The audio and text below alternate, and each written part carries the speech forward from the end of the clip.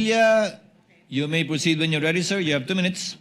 Maraming salamat po, Ginoong tagapamahal ng hukom. Meron lang po ako mga tanong.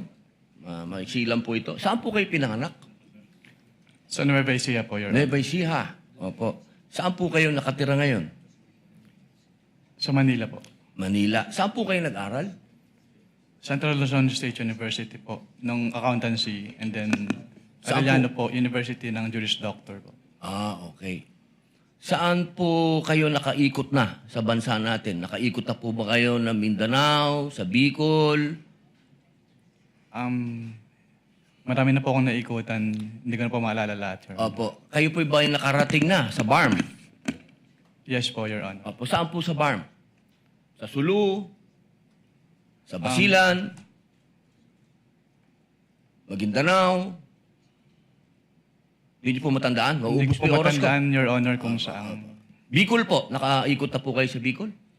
Yes po, Your Honor. Saan po sa Bicol? Sa Camarines Norte?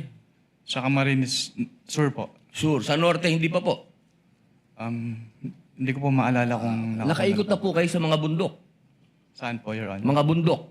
Yes po, Your Honor. Nakita niyo na po ba ang pangangailangan ng mga tao sa malayong lugar? Katulad ng gamot. Katulad po ng pagkain.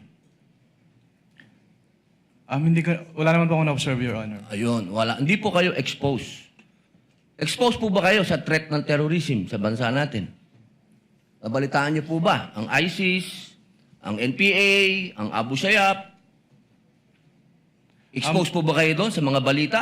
Sa news po, may Sa mga news. nabalitaan po ako, Your Honor. Opo. Alam niyo po ba na kung gaano nakagrabe ang terrorism?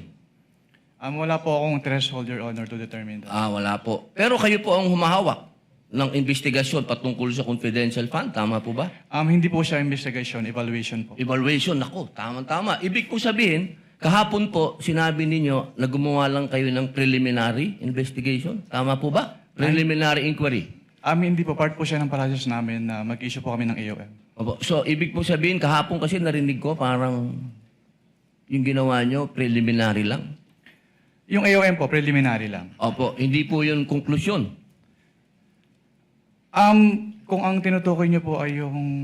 Meron po kasing provision as to the joint circular as to tinatawag na prima facie. Pakisagot na lang po kung conclusion ba po yun. Final? Final? Hindi po kasi we require So, hindi them. po final. Based Boss, on the AOM po. konti lang po oras ko, hindi po final. Sa AOM po, yung AOM po hindi po final. Hindi po final. Opo.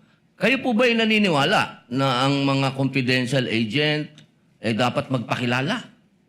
Sabihin ng kanilang mga totoong pangalan? Wala pong provision as to that po sa joint circular, Your Honor. Opo. Kayo po mismo, palagay niyo po, sa personal po ninyong pagkakaintindi, ang mga confidential agent dapat po bang magpakilala? Since that calls for an opinion, hindi po ako authorized to express that, Your Honor. Ano pong definition niyo ng confidential? Based on the joint circular po, ang confidential expenses ay yung... Hindi po expenses, confidential lang po. Bilang kayo po ay abogado, ano pong pagkakaintindi niyo sa confidential? classified po, Your Honor. Okay. Boss, sa next na lang po akong round. Thank you, Senator Salamat Judge po. Padilla. You may avail of the second round. Next would be Senator Judge